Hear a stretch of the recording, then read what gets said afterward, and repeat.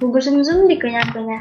Assalamualaikum semuanya. Perkenalkan, nama saya Siti Najma Novanti dengan nomor urut 52117111008. Saya dari kelas API 1 bakal sedikit ngejelasin tentang peran teknologi informasi dalam ilmu komunikasi. Di sini saya bakal ngejelasin 3 poin utama, yaitu teknologi, komunikasi, dan peranan teknologi dan komunikasi.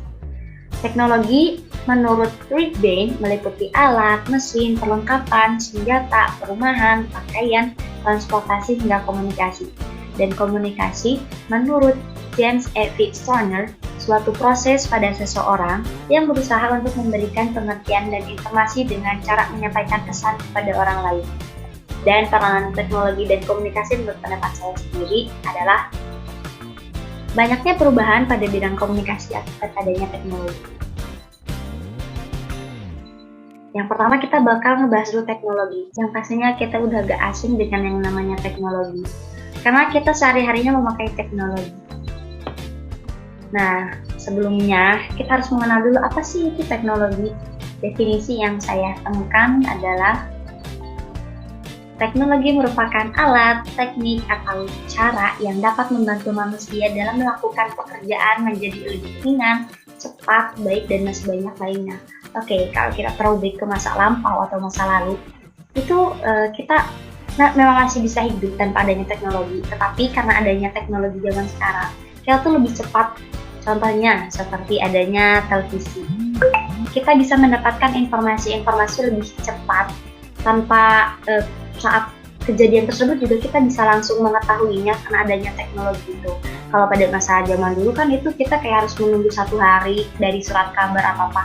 Jadi kurang efisien sih waktunya gitu. Nah yang kedua itu ada komunikasi. Dan komunikasi itu kalian sudah agak aktif.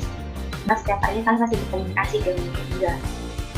Nah apa itu komunikasi? Definisinya yaitu komunikasi adalah suatu proses di mana seseorang atau beberapa orang kelompok, organisasi, dan masyarakat menciptakan dan menggunakan informasi agar terhubung dengan lingkungan dan orang lain. Komunikasi itu bisa antara individu dengan individu, atau individu dengan kelompok, atau kelompok dengan kelompok untuk menyalurkannya informasi kepada beberapa pihak. Nah, peranan teknologi informasi dan komunikasi itu apa sih?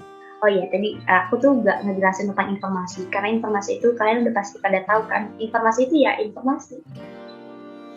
Nah, ini ada peranan teknologi informasi dan komunikasi. Yang pertama itu kumpulkan.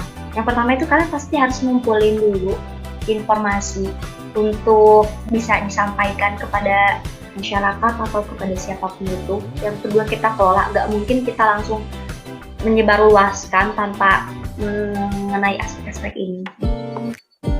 Yang ketiga kita simpan. Kita simpan dahulu informasi yang kita ini biar tidak menyebar berita hoax gitu. Lalu kita selidiki apakah informasi ini benar atau enggak. Dan kita buktikan benar adanya informasi seperti ini atau tidak. Lalu kita bisa mempublikasikannya informasi yang telah kita dapatkan yang bisa kita sampaikan kepada orang lain. Intinya itu teknologi dan komunikasi itu tidak bisa kita jauhkan karena keduanya itu saling berhubungan erat.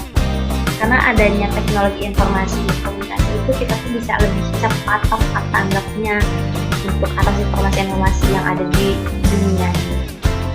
Oke, cukup sekian yang bisa saya sampaikan kurang lebih